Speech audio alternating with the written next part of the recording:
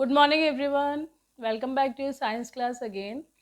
So, children, this is your science book, Mastering Science. So, open your science book, and we are going through the chapters 3, Safety and First Aid. In the previous videos, we have covered the topic safety, accidents, what is accident, how does it happen, and how to prevent the accidents, or safety measures, what safety measures we have to follow to prevent accidents. Now in this video, we will cover or we will discuss about the first aid. First add क्या होता है और कौन सा first aid हमें किस चीज़ के लिए प्रोवाइड करना चाहिए. In this video we are going to discuss about these.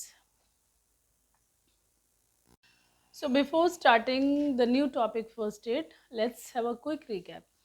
Accidents. How does it happen? Accidents कैसे होते हैं? Accidents may occur due to our carelessness. जब आप केयरलेस होते हो मीन्स आप ध्यान से कोई काम नहीं करते हो तो आप एक्सीडेंट हो जाते हैं. एक्सीडेंट्स में occur any time anywhere and without any warning. किसी को नहीं पता होता कि आने वाले टाइम में क्या होने वाला है और हो जाता है. ओके.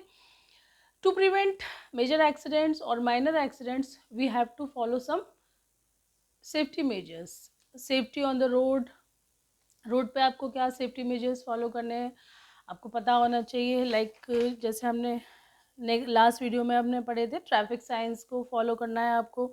ट्रैफिक रूल्स होते हैं उनको फॉलो करना है. सिंबल्स होते हैं रोड साइड पे, उनके अकॉर्डिंग आपको वर्क करना होता है या फिर मूव करना होता है. Safety from fire. आग से हम कैसे प्रिवेंट कर सकते हैं? पहले तो उसको कॉजेज़ रोको उसको कि लगने ना पाए. उसके बाद में प्रिवेंशन के लिए भी हमने कुछ पॉइंट्स थे. We have discuss in the previous videos. Fire fighting, how to put out the minor fire. Means major fire को तो वी कांट पुट, क्योंकि उसके लिए आपको फायर ब्रिगेड को ही कॉल करना पड़ेगा. लेकिन आप माइनर अगर आप में इंजरीज हैं उसके लिए हम छोटे मोटे फर्स्ट एड प्रोवाइड कर सकते हैं या फिर मेडिकल हेल्प प्रोवाइड कर सकते हैं.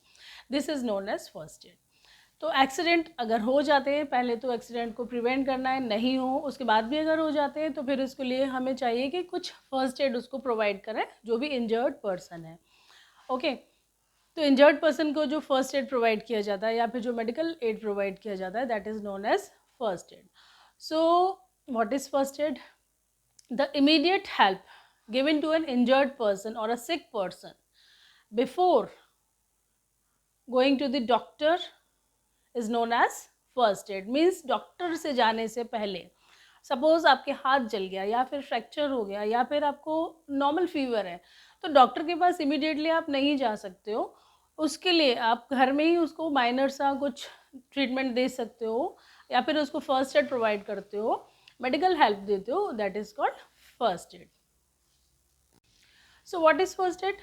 First aid is a immediate help given to an injured person before a proper medical aid. Is called first aid. First aid क्या होता है? डॉक्टर पे जाने से पहले जो ट्रीटमेंट, जो मेडिकल हेल्प आप किसी भी इंजर्ड पर्सन को या बीमार पर्सन को दे सकते हो उसको बोलते हैं first add.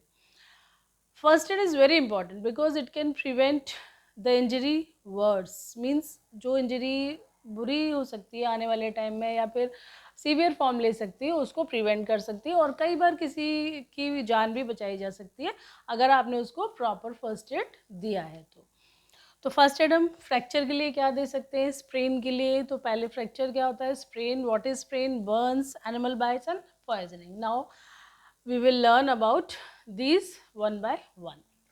So the first is fracture. Fracture means a break और क्रैक इन अ बोन. आपकी जो बोन्स होती हैं उसमें या तो ब्रेक हो गया या फिर क्रैक हो गया, that is known as fracture. Fracture क्या होता है? अ क्रैक और break in a bone.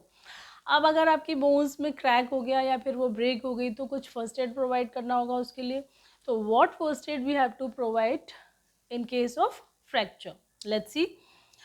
Don't move the fractured part. We should not move the fractured part. Fractured part को आपको मूव नहीं करना है, उसको एज इट इज़ छोड़ देना है. मीन्स उसको रिलैक्सिंग पोजीशन में लेटाना है जिसको भी फ्रैक्चर हुआ है.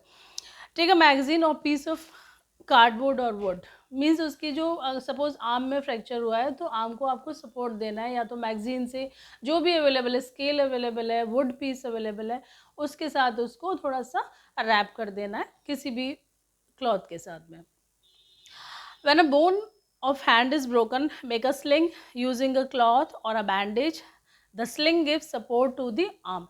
Sling means कोई भी हार्ड चीज़ लेकर उसकी आर्म के साथ में जो अटैच कर देनी है और उसको आपके नेक के साथ उसको सपोर्ट दे देना, जिससे कि आपके जो हैंड में मूवमेंट नहीं होना चाहिए, मीन्स फ्रैक्चर्ड पार्ट को आपको मूव नहीं करना है simply.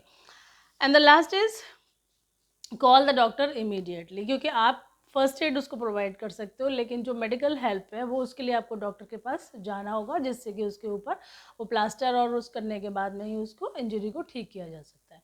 That is called fracture. Next is sprains. What is sprain? Sprain क्या होता है? समटाइम्स आर एंकल और रिस्ट बोलते हैं कलाई, और एंकल जो आपके पैर का जो पार्ट होता है हील्स के ऊपर. तो ankle and wrist gets twisted means मुड़ जाते हैं कई बार.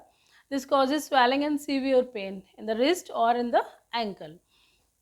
इसको सीवियर पेन को रिड्यूस करने के लिए, और स्वेलिंग भी हो जाती है कई बार, तो इसको रिड्यूस करने के लिए what first aid we should apply? We can apply ice packs to reduce swelling. Swelling को रिड्यूस करने के लिए आप आइस पैक्स यूज़ कर सकते हो, अप्लाई कर सकते हो उस पार्ट पे.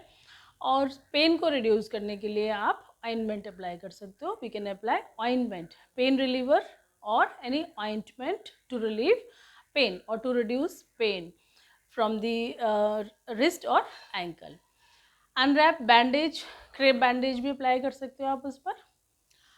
Next is, so the next is burns. Burns can be divided into three: minor burns, severe burns and chemical burns. First aid for minor Burns. Minor Burns के लिए कौन सा फर्स्ट एड हम यूज़ कर सकते हैं?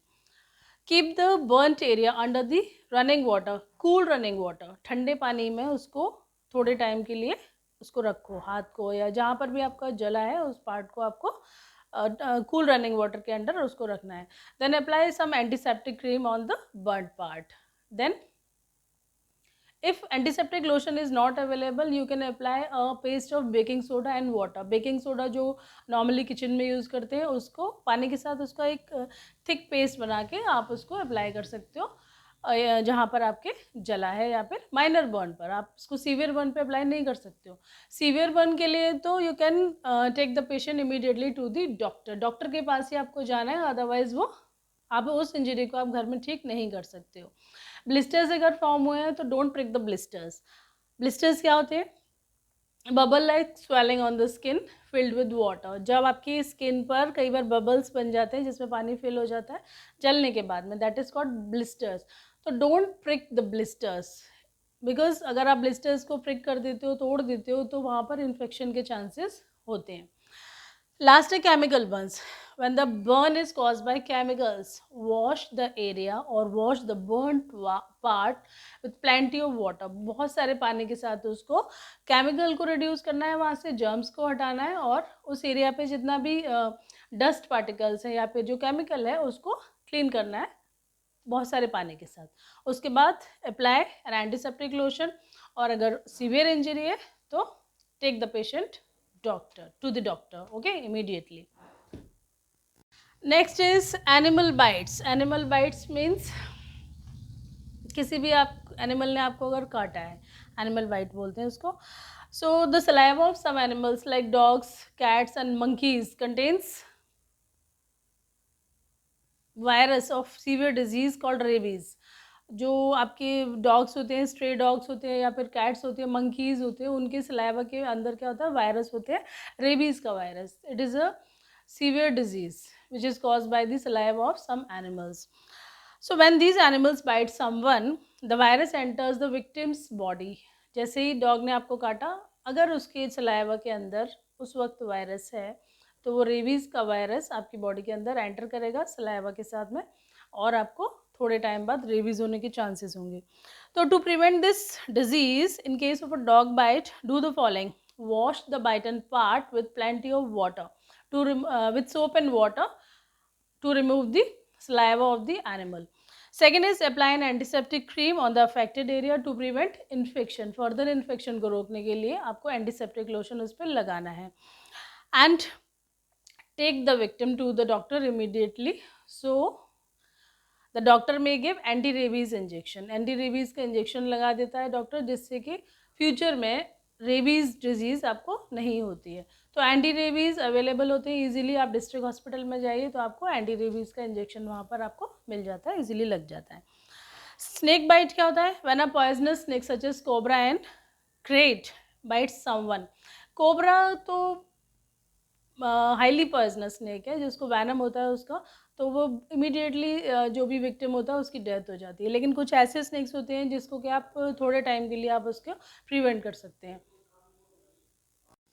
क्योंकि जो पॉइजन होता है वो पूरी बॉडी में स्प्रेड होता है through blood. So the poison injected by the snake travels through the blood and affects the heart or other organs. In case of snake bite, do the following. Apply a tight bandage just above the bite to stop the poison from going to the heart. And second, take the victim to the doctor immediately. So the doctor may give anti-venom injection. Means जल्दी से आपको doctor के पास लेके जाना है। पहले जहाँ पर भी उसने काटा है, सपोज आपको यहाँ काटा है तो आपको बैंडेज यहाँ लगाना है, जिससे कि वो पूरी बॉडी में पॉइजन स्प्रेड ना हो। उसके बाद इमीडिएटली आप उसको विक्टिम को डॉक्टर के पास लेके जाओगे, जिससे उसको एंटी वेनम इंजेक्शन दिया जा सके। एंड लास्ट टॉपिक है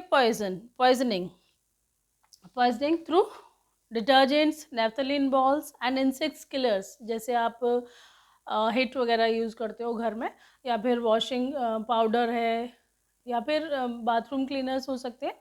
such things should be kept out of the reach of the children. बच्चों से हमेशा दूर रखनी चाहिए, क्योंकि बच्चे ही इनके साथ कई बार खेलना शुरू कर देते हैं।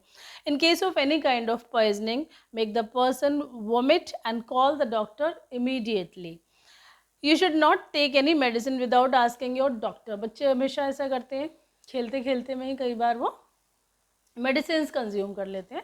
तो it's very dangerous to consume any medicine without any adult supervision. Okay. Also, don't take medicine after the expiry date printed on the medicine. It can cause poisoning.